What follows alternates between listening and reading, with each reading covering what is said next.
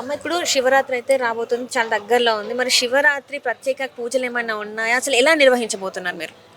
యాక్చువల్‌గా అన్ని గుళ్ళలో జరిగినట్టయితే మన గుడిలో జరగదు. ఎందుకంటే ఇది కూడా అమ్మవారి ఆదేశం మేరకే మేము చేస్తున్నాము. గత 3 సంవత్సరాల నుంచి ఇది 4వ సంవత్సరం అనమాట. సో అన్ని చోట్ల అందరూ అంటారు అమ్మవారు లింగం ప్రాణ మట్టంలోనే అమ్మవారి రూపము అని అంటారు. కానీ నాకు ఇప్పటి నుంచో ఒక డౌట్. మరి పక్కనే ఎంత పెద్ద ప్రసిద్ధిగాంచిన గుడికి వెళ్ళినా లింగ రూపంలో వాళ్ళిద్దరు ఉన్నప్పుడు మళ్ళీ అమ్మవారికి ఇంకొక గర్భగుడి ఎందుకు ఉంటుంది?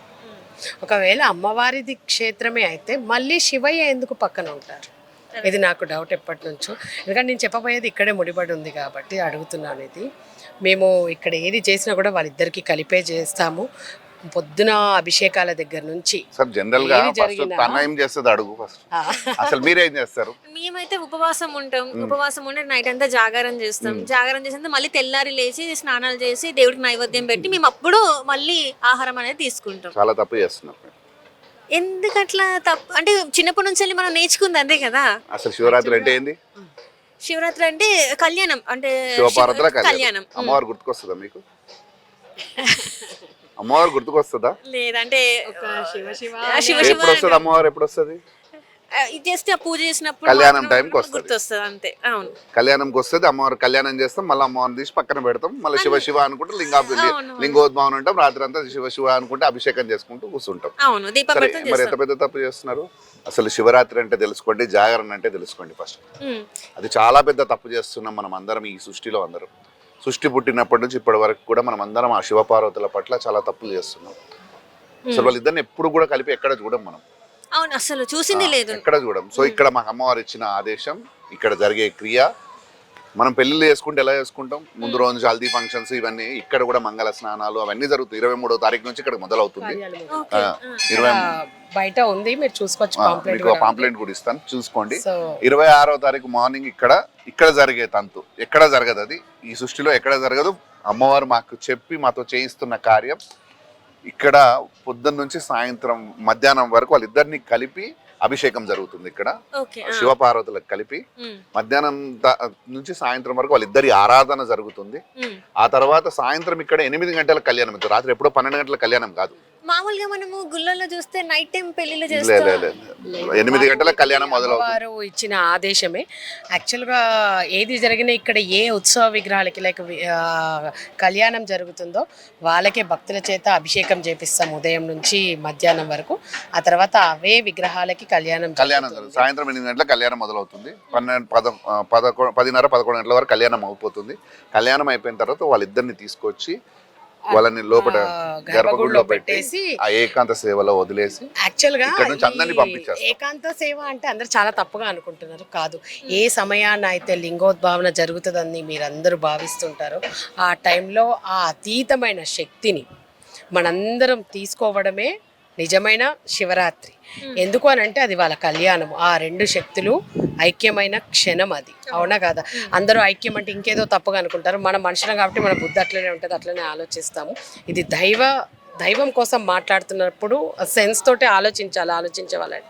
ఆ టైంలో వచ్చే ఏదైతే అందరూ కూడా లింగోద్భావన సమయము అని అంటారు కదా, మాకు అమ్మవారు ఇచ్చిన ఆజ్ఞ ఆ శక్తిని పొందాలంటే కటిక నేల మీద కూర్చొని వారిద్దరి జ్ఞానం చేస్తూ మాత్రమే జాగరణ అనేది.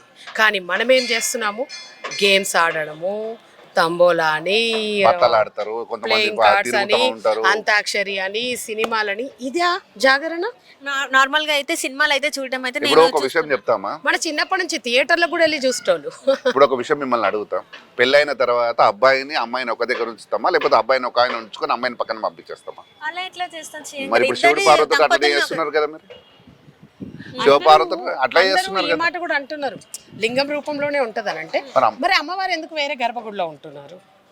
సో ఇక్కడ జరిగే క్రియ ఏంటంటే వాళ్ళిద్దరిని తీసుకెళ్లి ఏకాంత సేవలో పెట్టి ఇక్కడ నుంచి అందరినీ అసలు ఎవరిని ఉంచాం ఇక్కడ ఉంచేసి, దాని తర్వాత లింగోద్భావన సమయం అంటేనే వాళ్ళిద్దరి ఏకాంత సమయం. వాళ్ళు 2 అతీతమైన శక్తులు ఐక్యమైనప్పుడే లింగోద్భావన సమయం.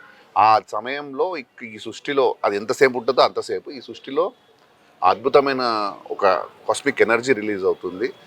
ఓపెన్ స్కైలో కూర్చొని జాగరణ అంటే ఇదే.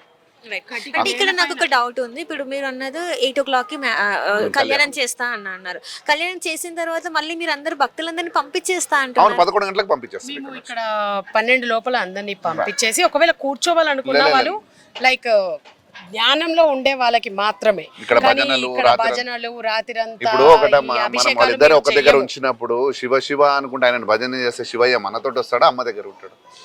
అరే అసలు మీతో మాట్లాడుతుంటే నిజంగా చాలా కొత్త విషయాలే కానీ అంటే కరెక్ట్ గా అంటే పాయింట్ ఉంది, అది ఖచ్చితంగా మనం అదే ఆలోచించాల్సిన అర్థం విషయం ఇది. చేసుకోండి. ఆ శివపార్వతులను ఎప్పుడు ఐక్యంగా అనిస్తలేం. వాళ్ళిద్దరు ఐక్యమైనప్పుడే ఆ లింగోద్భవన సమయంలో అద్భుతమైన శక్తి ఆ వస్తుంది. శక్తి ఆ శక్తిని మనందరం మనం పొందడమే తీసుకోవాలి. ఆ జాగరణ సమయంలో ఆ శక్తిని మనం తీసుకొని సైలెంట్ గా మనం వాళ్ళిద్దరి ధ్యానంలో రాత్రంతా ఉన్నా ఉండకపోయినా బాధలే. అది థ్యాంక్ యూ సో మచ్ అండి. నేను చాలా కొత్త విషయాలు అయితే మీ ద్వారా నేను తెలుసుకున్నాను. చాలా ఆలోచింపజేసే పాయింట్స్ మీరు మాట్లాడారు. So thank you so much అండి. మీ విలువైన టైంని మాకు అంటే ఈ దేవుడి రూపాన్ని కూడా మీరు చాలా కొత్తగా అంటే చూపించడం జరిగింది. మీకు ఇంకా సిరి సంపదలు చాలా ఎక్కువ రావాలి అంటే మాలాంటి వాళ్ళనే కాకుండా చాలా మంది లేని వాళ్ళు ఉన్నారు, వాళ్ళకి ఇంకా పెట్టే చెయ్యి అవ్వాలని చెప్పి నేను మనస్ఫూర్తిగా కోరుకుంటాను. Thank you so much. So ఈ రోజు అయితే మనం ఇక్కడ అర్ధనారీశ్వర టెంపుల్లో అయితే ఉన్నాం. సో ఇక్కడ ఒక చిన్న క్యూటీ పై అయితే ఉంది. సో మరి తన ఎక్స్పీరియన్స్ ఎట్లా ఉంది, అసలు తను ఎట్లా ఫీల్ అవుతుందో కనుక్కొని ప్రయత్నం చేద్దాం. హాయ్ రా. హాయ్ అక్క, సో నీ పేరేంటి? నా పేరు మనోజ్ఞ. సో ఈ టెంపుల్కి నువ్వు రావడం ఇదే ఫస్ట్ టైమా? ఇది సెకండ్ టైం. ఇక్కడికి వచ్చిన ప్రతిసారి చాలా పీస్ఫుల్గా కానీ అంటే మొత్తం బ్లాక్ థీమ్డ్ అంతా చాలా ఒక స్పిరిచువల్ వైబ్ అనేది వస్తుంది. ఇక్కడికి వచ్చిన ప్రతిసారి కూడా ప్రసాదం తప్పకుండా తింటాం, చాలా బాగుంటుంది. అండ్ ఇక్కడ దేవుడిని మొక్కుంటే కోరుకున్నవన్నీ జరుగుతాయని నా నమ్మకం. సో నువ్వు ఏమేమి కోరికలు కోరుకున్నావు, నీకు ఏం నెరవేరినాయి? ఇంత చిన్నప్పుడు ఏం కోరికలు ఉన్నాయి నీకు అసలు? అంటే నేను కొన్ని ఎగ్జామ్స్ రాస్తానన్నమాట, ఇంటర్నేషనల్ ఎగ్జామ్స్. అవి రాసిన ప్రతిసారి ఇక్కడికి వచ్చి కోరుకుంటే అందులో like international rank first level అలా వచ్చినాయి. So super super super. So మరి ఇప్పుడు నువ్వు దేవుడి కోసం ఏదైనా ఒక పాట పాడతావా మా కోసం? నాగేంద్రహారాయ త్రిలోచనాయ భస్మాంగరాగాయ మహేశ్వరాయ నిత్యాయ శుద్ధాయ దిగంబరాయ తస్మై నకారాయ నమః శివాయ.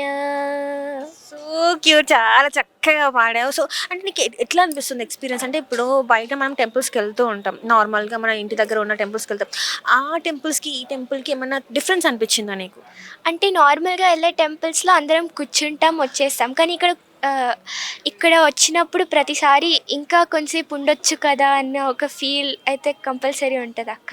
సో అసలు నువ్వు ఎక్కడి నుంచి వచ్చావు? అంటే మీరు ఇక్కడే ఉంటారా లేకపోతే వేరే ప్లేస్ నుంచి వచ్చారా? మేము మియాపూర్ దగ్గర ఉంటాం. సో ఒక 10 కిలోమీటర్స్ అలా. 10 కిలోమీటర్స్ నుంచి వచ్చి ఇక్కడ అవునక్క. సో ఎట్లా అంటే ఇప్పుడు ఇక్కడికి వచ్చిన తర్వాత నువ్వు అన్నావు ఎగ్జామ్స్ అయితే బాగా వచ్చింది అని, ఇంకా రాదర్ అంటే ఎగ్జామ్స్ కాకుండా ఇంకేమైనా మరి నువ్వు చూసావా? అంటే నేను పాడుతీగా అలాంటి షోస్లో పాడాను అనమాట, ఆడిషన్స్కి కానీ వాటికి. సో ప్రతిసారి ఇక్కడికి వచ్చి కోరుకున్నప్పుడు అక్కడ జడ్జెస్ నుంచి కానీ అందరి నుంచి గుడ్ కమెంట్స్ రావడం అన్నీ జరిగాయి. ఓకే. సో నువ్వు మొత్తానికి బేసికల్గా అయితే ఒక సింగర్ అవుదాం అని అనుకుంటున్నావు, సో సంగీతం నేర్చుకుంటున్నావు అనమాట. So all the best for your future అమ్మా. Thank you so much. Thank you so much. So ఇప్పుడు ఇంకొక క్యూటీ పై మనతో పాటు ఉంది. సో తనని అడిగి తెలుసుకుందాం ఎలా ఉంది తన ఎక్స్పీరియన్స్ ఏంటి అని. నాకైతే తన కళ్ళు చాలా బాగా నచ్చాయి. సో ఈ టెంపుల్లో మరి తన ఎక్స్పీరియన్స్ అంటే చాలా మంది చెప్తుంది ఏంటంటే ఇక్కడికి ఈ టెంపుల్కి వచ్చిన తర్వాత చాలా చాలా వాళ్ళు అనుకున్నవన్నీ నెరవేరుతున్నాయని. మరి తన ఎక్స్పీరియన్స్ ఎట్లా ఉందో కూడా కనుక్కుందాం. హాయ్ రా. హాయ్ అక్క, నీ పేరేంటి? పెండ్యాల శ్రేయశ్రీ. శ్రేయశ్రీ. ఓకే. ఒక పెద్ద హీరోయిన్ లాగా అవ్వాలనుకుంటున్నావా ఏంటి అసలు? నేను ఒక మంచి సింగర్ని అవుదాం అనుకుంటున్నాను, ప్లేబ్యాక్ సింగర్ అవుదాం అనుకుంటున్నా. ఓకే. ఇప్పుడు అంటే దీనికన్నా ముందు నువ్వు ఇక్కడ టెంపుల్కి రావడం ఇది ఫస్ట్ టైమా? First time. ఎట్లా ఉంది నీ ఎక్స్పీరియన్స్? అంటే ఇక్కడ మొత్తం చాలా పీస్ఫుల్గా అట్మాస్ఫియర్ చాలా బాగుంటుంది. ఇంకా ఇక్కడ నేను ఏమన్నా కోరుకుంటే అది నిజం అవుతుంది అని అనుకో. ఇంకా హైదరాబాద్లో ఇది ఒక్కటే ప్లేస్ చూసాను నేను, శివుడి గుడి ఇంత బాగున్నాం ఇక్కడ. ఓకే. అంటే నీకు అర్థమైందా అసలు అంటే అర్ధనారీశ్వరులు ఏంటి అనేది కూడా నీకు అర్థమవుతుందా? ఎస్, అర్థమైంది. సో ఇప్పుడు మరి మా కోసం ఇప్పుడు నువ్వు ప్లేబ్యాక్ సింగర్ అన్నావు కదా, మరి శివుడి పాటలే కానీ దేవుడి పాటలు ఏదైనా మా కోసం పాడతావా? శివ శివ శంకర భక్తవశంకర శంభో హర హర నమో నమో శివ శివ శంకర భక్తవశంకర. సో క్యూట్ అమ్మ, నువ్వు అనుకున్నట్టు నువ్వు ప్లేబ్యాక్ సింగర్ అవ్వాలని చెప్పేసి నేను హార్ట్ఫుల్గా కోరుకుంటున్నాను. And thank you so much.